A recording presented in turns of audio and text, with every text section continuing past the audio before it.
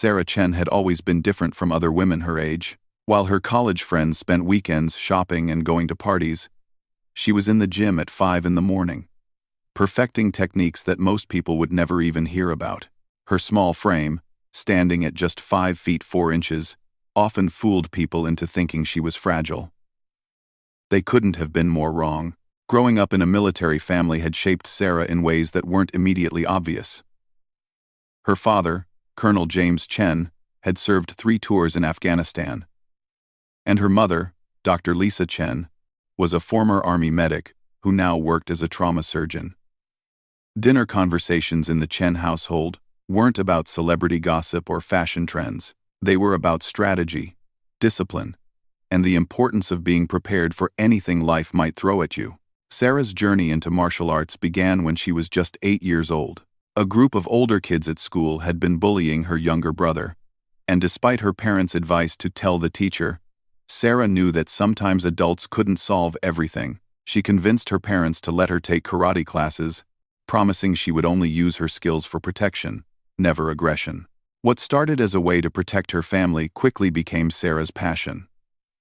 She moved from karate to Brazilian jiu-jitsu, then to Muay Thai, and eventually to more specialized combat training.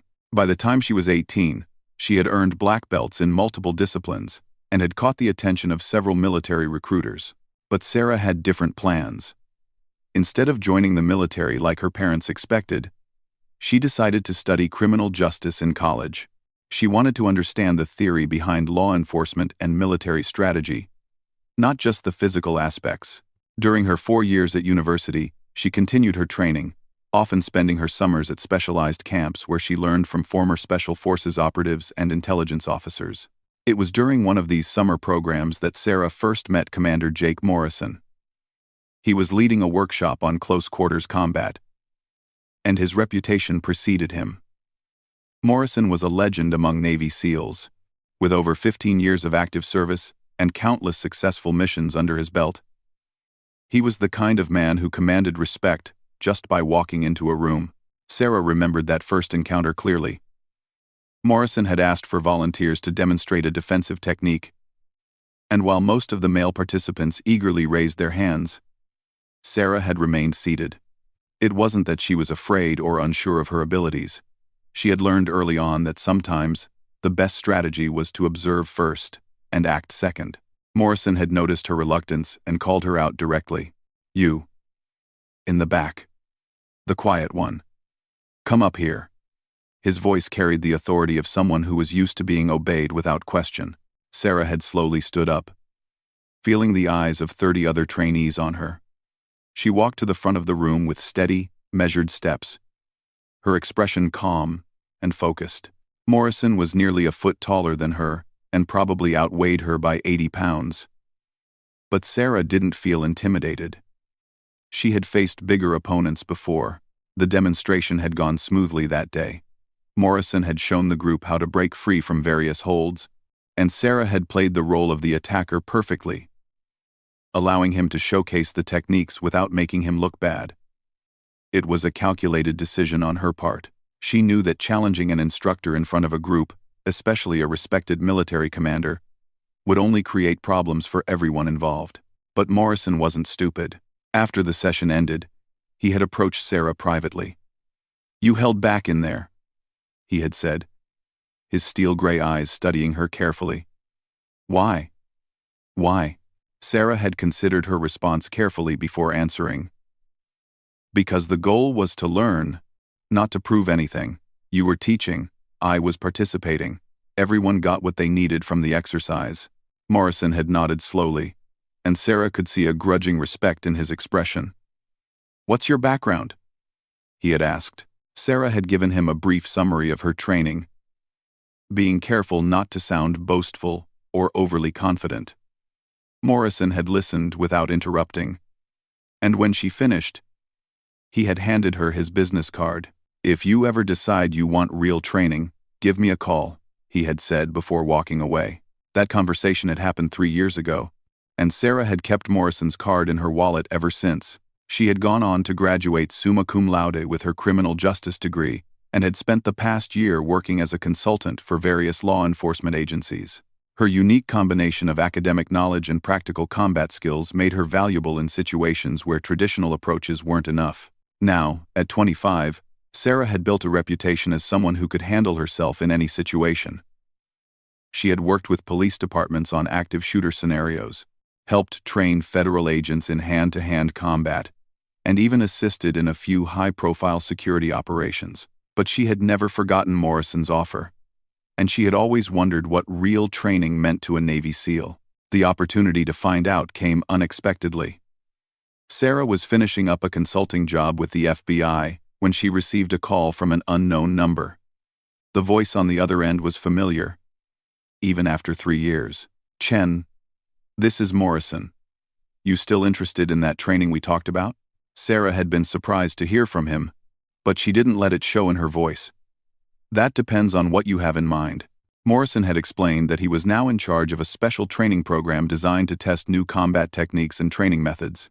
The program brought together experts from various backgrounds to challenge traditional military thinking and develop innovative approaches to modern warfare. He was looking for people who could think outside the box and weren't afraid to challenge conventional wisdom. "The pay is good, and you'll be working with some of the best people in the business," Morrison had said.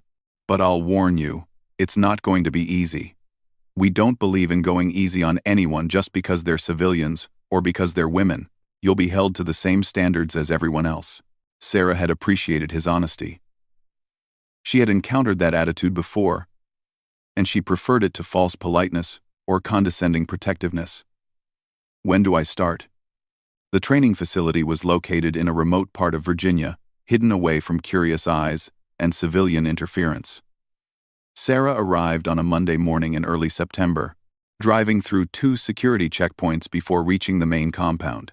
The facility looked like a cross between a military base and a corporate training center, with modern buildings surrounded by obstacle courses, shooting ranges, and other specialized training areas. Sarah's first impression of the place was that it was serious business. Everyone she saw moved with purpose and confidence, and there was an underlying tension in the air that suggested this wasn't just another government job. These people were preparing for something real and dangerous. She was directed to a briefing room where she found herself sitting among 12 other new recruits. Looking around the room, Sarah could see that she was the only woman, and most of the men appeared to be former military or law enforcement. She recognized a few faces from her previous consulting work, but most were strangers. Morrison entered the room exactly at 8 o'clock, flanked by 2 other instructors Sarah didn't recognize. He looked exactly the same as she remembered, perhaps a little grayer around the temples, but still radiating that same quiet authority that had impressed her 3 years earlier. "Welcome to the Advanced Combat Training Initiative," Morrison began, his voice filling the room without effort. "Over the next 6 months, you'll be pushed harder than you've ever been pushed before. We're going to test your limits, challenge your assumptions, and force you to think differently about combat and strategy." He paused, letting his eyes scan the room, lingering on each face for a moment before moving on. When his gaze reached Sarah, she met it directly. Neither challenging nor submissive, just alert and ready. "Some of you think you know what you're capable of," Morrison continued. "Some of you think your previous experience has prepared you for anything we can throw at you. You're wrong. By the end of this program, you'll either be a better fighter than you ever imagined possible, or you'll wash out and go back to whatever easy job you had before." The room was completely silent. Sarah could feel the tension building as Morrison laid out the stakes. This wasn't just training. It was a test that would determine who was truly ready for the challenges ahead.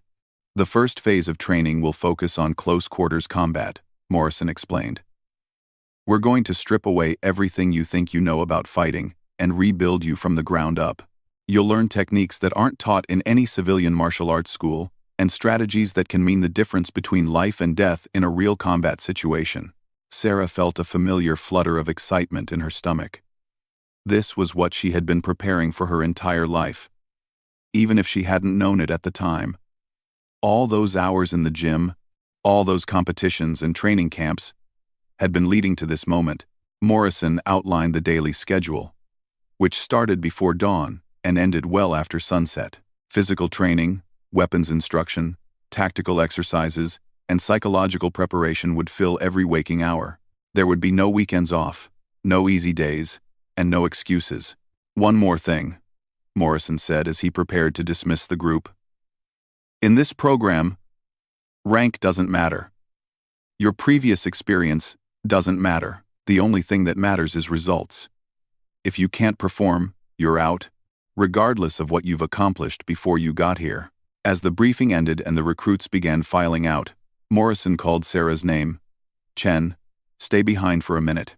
Sarah waited as the room emptied, wondering what Morrison wanted to discuss privately. When they were alone, he turned to face her directly. "I'm going to be honest with you," he said. "Some of the other instructors weren't thrilled when I brought you into this program. They think you're too small, too inexperienced, too much of an unknown quantity. They're expecting you to fail." Sarah kept her expression neutral. "And what do you think?" Morrison smiled for the first time since she had arrived. "I think they're in for a surprise. But I also think you're going to face some extra challenges because of their expectations. Are you ready for that?" Sarah nodded. "I've been ready my whole life." As she left the briefing room and headed to her assigned quarters, Sarah felt a mixture of anticipation and determination. She knew the next 6 months would test her in ways she had never been tested before, but she also knew she was prepared for the challenge. What she didn't know was that in just 2 weeks, during what was supposed to be a routine training exercise, she would face the most important 5 seconds of her life. 5 seconds that would change everything, not just for her, but for everyone who witnessed what happened when Commander Morrison made the mistake of underestimating the quiet woman who had been watching and learning from the very beginning. 2 weeks into the program, Sarah had established herself as a quiet but competent presence among the recruits. While others boasted about their previous achievements or complained about the rigorous training schedule, she simply did the work. Every morning, she was among the first to arrive at the training grounds. And every evening, she was among the last to leave. The other recruits had mixed reactions to her presence.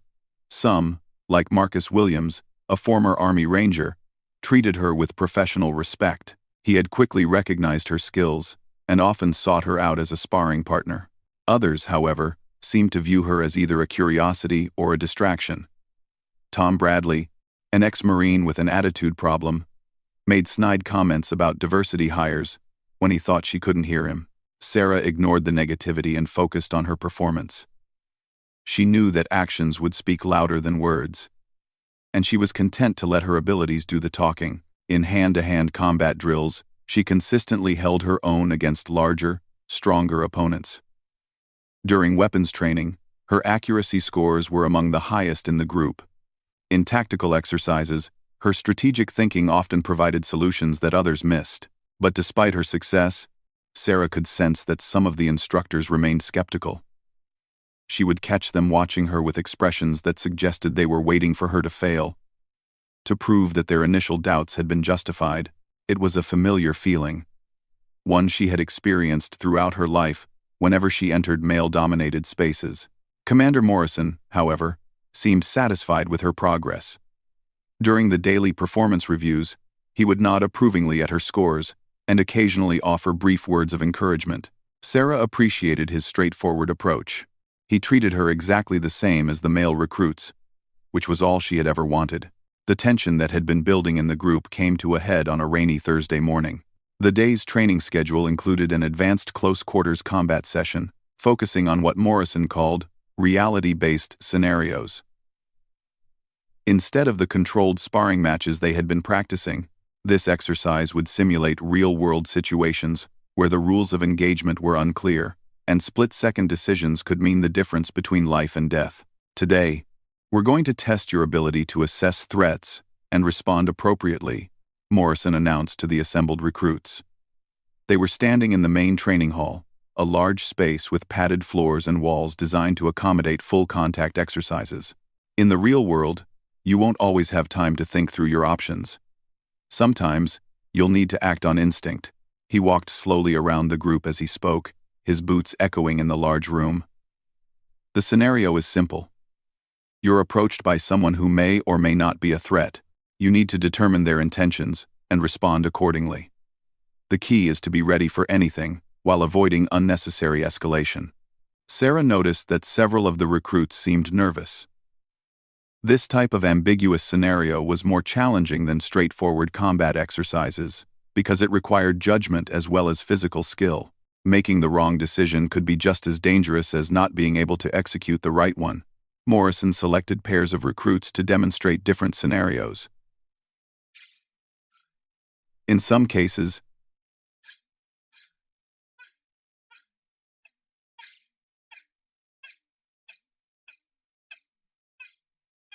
was actually harmless, and the recruit needed to de-escalate without using force. In others, the threat was real, and immediate action was required. Sarah watched each demonstration carefully, studying both the techniques being used and Morrison's commentary on the recruit's decisions. When her name was called, Sarah stepped forward without hesitation. Morrison gestured for her to take position in the center of the mat, then walked over to address the group. This scenario involves a potential threat approaching from behind, he explained. Chen, you're walking alone at night when you sense someone following you. You turn around and see a figure approaching. What do you do? Sarah nodded her understanding and took her position. Morrison would be playing the role of the potential threat, which meant she would need to assess his intentions based on his body language and actions. She stood with her back to him, waiting for the exercise to begin. Start, Morrison called out. Sarah began walking slowly across the mat, listening carefully for any sounds behind her. After a few steps, she heard Morrison's footsteps begin to follow. They were deliberately loud, designed to be noticed. Sarah turned around smoothly, her stance balanced and ready but not immediately aggressive. Morrison was approaching with his hands at his sides, his expression neutral. To most observers, he would have looked like someone simply walking in the same direction, but Sarah noticed subtle details that suggested otherwise. His shoulders were slightly tensed, his eyes were focused intently on her rather than looking around naturally, and his pace was just a bit too purposeful for someone casually walking. Excuse me, Morrison called out as he continued to approach. Do you have the time? It was a perfectly reasonable question, the kind that innocent strangers asked each other every day. But something about Morrison's tone and body language set off Sarah's internal alarm system. His hands were still at his sides, but she could see the slight tenseness in his fingers that suggested he was prepared to move quickly. His approach angle was designed to limit her escape options. Sarah took a small step back, maintaining her distance while keeping her voice calm and polite. Sorry, I don't have a watch. Morrison smiled, but it didn't reach his eyes. He continued to approach, now only about 6 feet away. That's okay. Nice evening for a walk, isn't it? Now Sarah was certain. An innocent person would have accepted her answer and moved on, or at least stopped approaching when she stepped back. Morrison's continued advance, combined with his persistent attempts at conversation, marked him clearly as a threat. I'm sorry, I need to go, Sarah said, taking another step back and turning slightly to create a better angle for escape or defense. That's when Morrison made his move.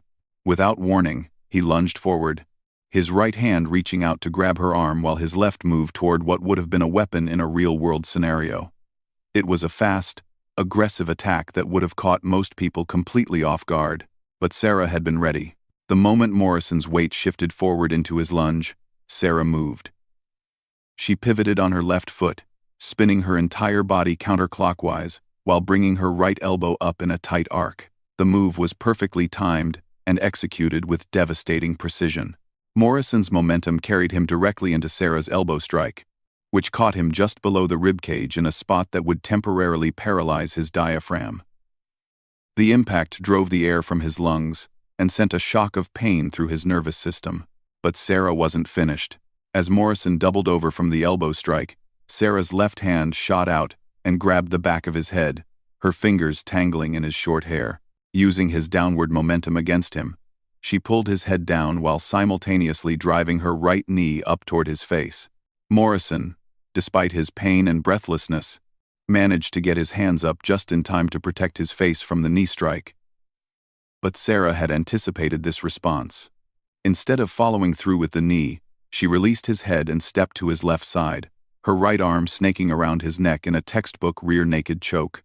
Morrison tried to counter by grabbing her arm and attempting to throw her over his shoulder.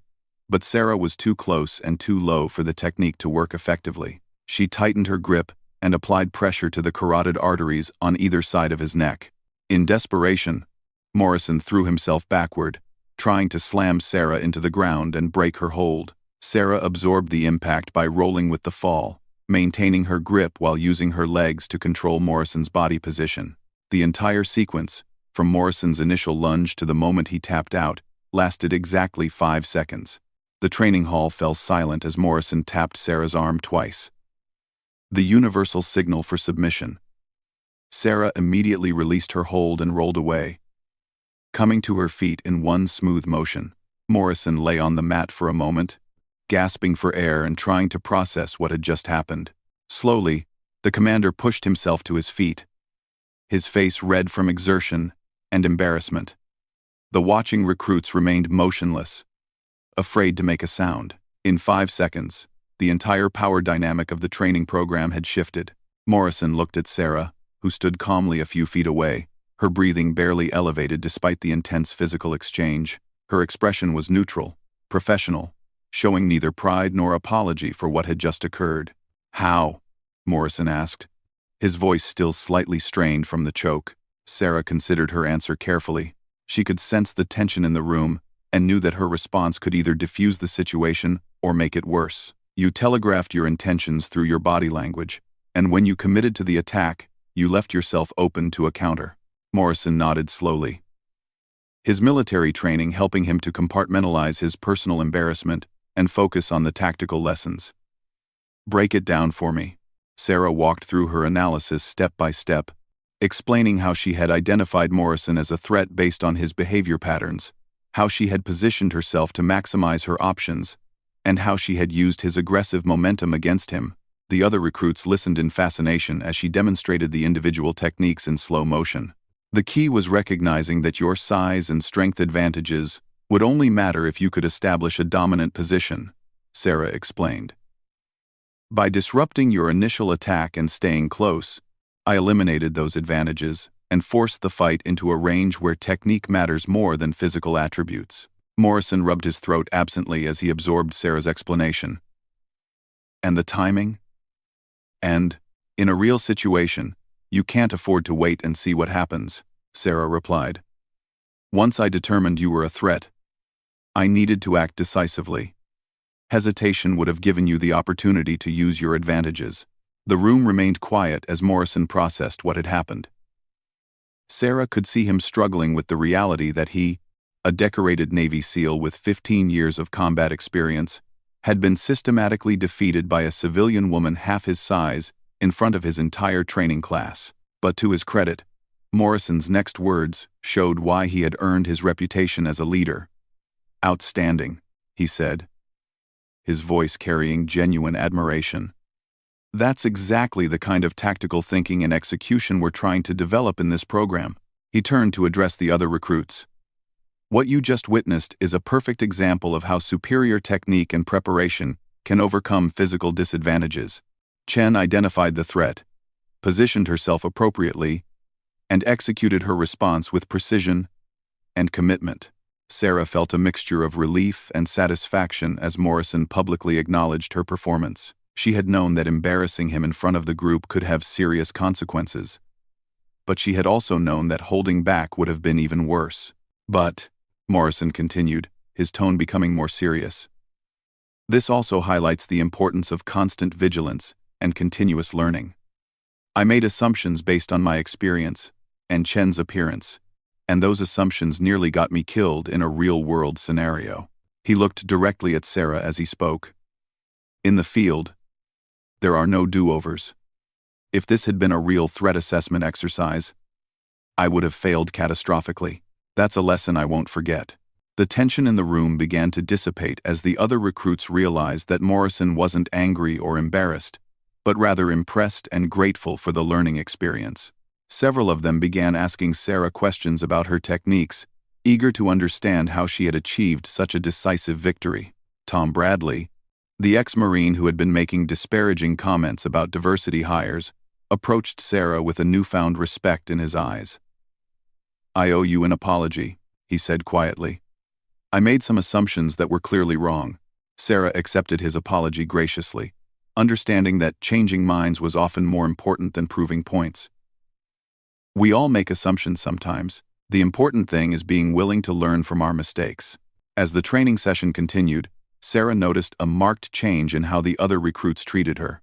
The skeptical looks and condescending attitudes were gone, replaced by genuine respect and professional interest. She had earned her place in the program through her actions, not her credentials. Morrison pulled her aside as the session was ending. "That was impressive work out there," he said. "You handled a difficult situation with exactly the right balance of skill and professionalism." Sarah nodded her thanks. "I hope it was helpful for the training objectives," Morrison smiled. "More than helpful. You've given everyone here, including me, a valuable lesson about the importance of not underestimating your opponents. That's going to make everyone in this program better at their jobs." As Sarah left the training hall that day, she felt a sense of satisfaction that went beyond personal achievement. She had proven that she belonged in this elite environment. But more importantly, she had contributed to making the entire program stronger. The 5 seconds that changed everything had opened doors that would lead to even greater challenges and opportunities. The news of what happened in the training hall spread through the facility like wildfire. By dinner time, everyone from the kitchen staff to the senior administrators had heard some version of the story. Sarah found herself the center of attention in a way that made her slightly uncomfortable. She had always preferred to let her work speak for itself rather than being the subject of gossip and speculation. The reaction from different people varied dramatically. Some of the younger staff members looked at her with obvious admiration, while some of the older, more traditional military personnel seemed unsure how to process what had happened. A few instructors from other programs made it a point to introduce themselves to her, curious to meet the woman who had taken down Morrison so decisively. But the most significant change was in how the other recruits treated her.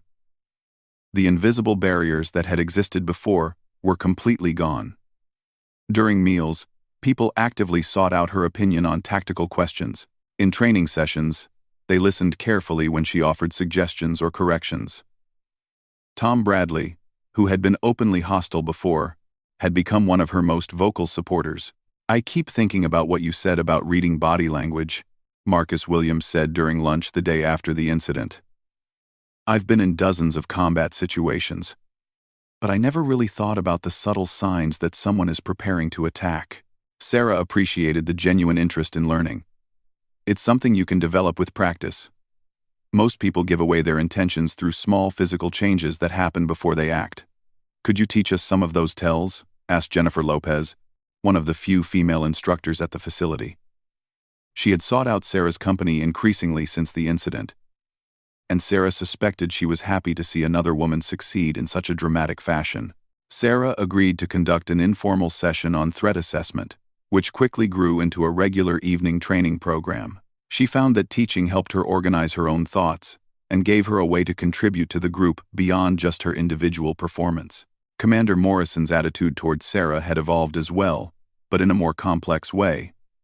Publicly, he praised her performance and used their encounter as a teaching tool for the entire program. He would often reference their fight when discussing the importance of technical skill over raw strength, or the dangers of making assumptions about opponents. Privately, however, Sarah sensed that Morrison was struggling with the implications of what had happened. During their one-on-one evaluation sessions, she could see him studying her more carefully, as if trying to understand exactly who she was and what she was capable of. It wasn't hostility or resentment, but rather the intense focus of someone who had encountered something unexpected and was determined to figure it out. "Your background report doesn't really explain how you developed those skills," Morrison said during one of their private meetings. They were sitting in his office, reviewing Sarah's progress through the first month of the program. Sarah had been expecting this conversation. Martial arts training from a young age, combined with some unconventional instruction during college. But mostly, it was just years of consistent practice and learning from people who knew more than I did. Morrison nodded, but Sarah could see he wasn't entirely satisfied with her answer. "The techniques you used weren't standard civilian martial arts," Some of those moves are from military close-quarters combat systems that aren't taught outside of special forces units. Sarah chose her words carefully. I had some instructors who had military backgrounds. They taught me things that weren't in the regular curriculum. This was technically true, though it didn't capture the full complexity of her training history. During her college years, Sarah had deliberately sought out instruction from former military personnel, many of whom had been willing to teach her techniques that weren't widely known. She had also spent time in Thailand training with former special operations soldiers who ran private security companies. Her education had been unconventional but thorough. Morrison seemed to accept her explanation, but Sarah could see that he was filing the information away for future reference. She didn't mind his curiosity, but she also wasn't going to reveal more than was necessary about her background. The real test of how much things had changed came during the third week after the incident. The training program was entering its most challenging phase, with exercises designed to push the recruits to their physical and mental limits. Sarah found herself consistently among the top performers, but she also noticed that the standards seemed to be getting higher for everyone. Morrison's pushing us harder because of what you showed him, Marcus observed during a break between training sessions. He realized that his assumptions about what we could handle were probably too conservative. Sarah had noticed the same thing. The difficulty level of the exercises had increased noticeably, and Morrison seemed more demanding in his expectations for everyone. Rather than being intimidated by her performance, he appeared to have used it as evidence that the program could challenge people more aggressively. This became particularly evident during a nighttime navigation exercise that had been added to the curriculum after Sarah's demonstration. The recruits were dropped off in pairs in a heavily forested area with minimal equipment and instructed to reach a checkpoint several miles away within a specific time limit. The twist was that they would encounter hostile personnel along the way and would need to avoid or neutralize threats without being detected by the exercise observers. Sarah was paired with David Kim, a former police SWAT officer who had impressed everyone with his tactical thinking and leadership skills. As they moved through the darkened forest, Sarah found herself appreciating his methodical approach to problem-solving. Contact ahead, David whispered, pointing toward a small clearing where two figures with night vision equipment were scanning the area. They were positioned to cover the most direct route to the checkpoint, forcing anyone attempting to pass to either find an alternate route or neutralize the threat. Sarah studied the situation carefully. The alternate routes would add significant time to their journey, likely causing them to miss the deadline. But approaching the guards directly would be extremely difficult given their equipment advantages. What if we split up? Sarah suggested. One of us creates a distraction, while the other moves around their flank. David considered the proposal. That could work, but whoever creates the distraction is going to get captured. This is supposed to be a team exercise. Sarah smiled. Not if the distraction moves fast enough. She explained her plan quickly, and David's eyebrows raised as he understood what she was proposing. It was risky, and relied heavily on perfect timing, but it could work if executed properly. Sarah circled around to the left, while David positioned himself for his part of the plan. When she was in position, she picked up a rock and threw it to the right of the guard's position. As they turned toward the sound, she sprinted directly at them from their blind spot. The first guard detected her movement just as she reached him, but Sarah was already inside his effective range. She struck him in the solar plexus with a palm strike that would have disabled him in a real encounter, then immediately rolled to avoid the second guard's attempt to tackle her. The second guard was better prepared, but Sarah used her momentum to slide between his legs, coming up behind him in a position where his night vision equipment was useless. A simulated chokehold ended the exercise in her favor. Meanwhile, David had used the distraction to advance past the guard's position and was already moving toward the checkpoint. The entire encounter had lasted less than 30 seconds. When they reached the checkpoint ahead of schedule, they found Morrison waiting for them with a small group of observers. His expression was unreadable as he debriefed their performance. Interesting approach, he said after reviewing the details of their encounter with the guards. Risky, but effective. You managed to neutralize superior numbers with superior equipment while maintaining team cohesion. Sarah noticed that he seemed less surprised by her performance now than he had been during their first encounter. She was becoming a known quantity, someone whose capabilities were understood and factored into the training scenarios. Over the following weeks, Sarah found herself being asked to take on additional responsibilities within the program. Morrison began using her as an assistant instructor for some of the combat training sessions, and she was frequently called upon to demonstrate techniques or provide tactical analysis for complex scenarios. "You're becoming an asset to this program beyond just your individual performance," Morrison told her during one of their evaluation sessions. "The other recruits are learning from you, and you're helping us develop better training methods." Sarah appreciated the recognition, but she also sensed that expectations for her were continuing to evolve. Morrison was beginning to treat her less like a recruit and more like a colleague, which brought both opportunities and pressures. The culmination of this change came near the end of the program, when Morrison approached her with an unexpected proposal. "I've been asked to recommend candidates for a new joint task force that's being formed," he said. "It's a multi-agency unit that will handle high-risk situations requiring specialized skills. The work would be challenging, but it would also be an opportunity to use everything you've learned here in real-world applications." ILCA. Olan.com. Sarah felt her pulse quicken. This was the kind of opportunity she had hoped the program might lead to, but she hadn't expected it to come so quickly or directly.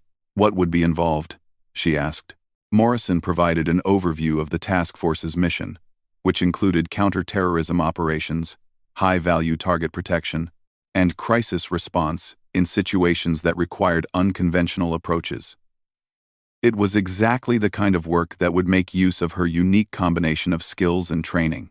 "The team they're putting together is small and highly specialized," Morrison continued. "They need people who can think independently, adapt to changing situations, and perform under extreme pressure. Based on what I've seen from you over the past few months, I think you'd be an excellent fit." As Sarah considered the offer, she reflected on how much had changed since that 5-second encounter that had shifted everyone's perceptions. What had started as a simple training exercise had opened doors to opportunities she could never have imagined. "I'm interested," she said finally. "What's the next step?" Morrison smiled.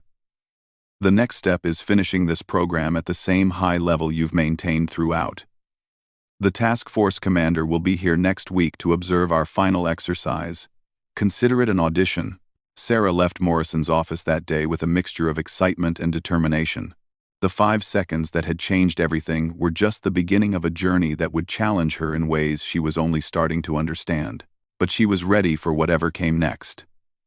Confident in the skills she had developed, and the respect she had earned from people who understood what it meant to perform under pressure. The final exercise was scheduled for the following Monday, and Sarah spent the weekend preparing mentally for what she knew would be the most important test of her abilities yet. Everything she had worked for, all the training and preparation and proving herself, had led to this moment. She was ready to show the task force commander that the woman who had put down a Navy SEAL commander in 5 seconds was exactly the kind of person they needed on their team.